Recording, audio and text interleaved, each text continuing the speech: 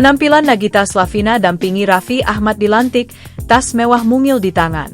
Tak hanya Raffi Ahmad yang disorot karena baru saja dilantik jadi utusan khusus Presiden bidang pembinaan generasi muda dan pekerja seni. Tampilan Nagita Slavina pun curi perhatian. Digandeng Raffi Ahmad mendatangi Istana Kepresidenan Jakarta, Selasa, 22 Oktober 2024, Nagita Slavina terlihat anggun berkebaya.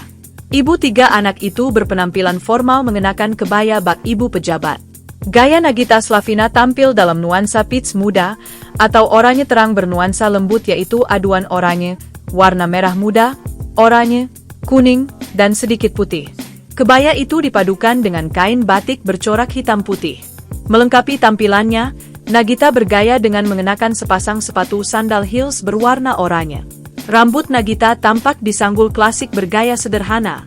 Ditambah dengan riasan natural dipadukan dengan lipstik merah muda dan sepasang anting, penampilan Nagita Slavina terlihat menawan. Nagita Slavina juga terlihat menenteng sebuah tas tangan yang berwarna setingkat lebih gelap, lebih ke nuansa coklat agak gemerlap.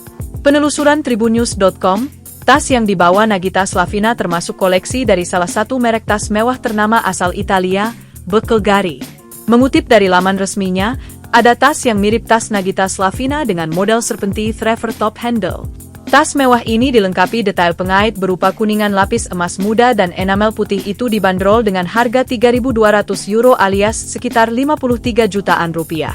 Koleksi tas Nagita Slavina memang terbilang cukup fantastis. Meski begitu, Gigi, sapaan akrab Nagita Slavina, tak pernah terlalu berlebihan dalam penampilan. Padahal, beragam tas dengan model dipakainya. Ada merek ternama seperti Dior, Chanel sampai Louis Vuitton dipakainya. Download Tribun X sekarang, menghadirkan lokal menjadi Indonesia.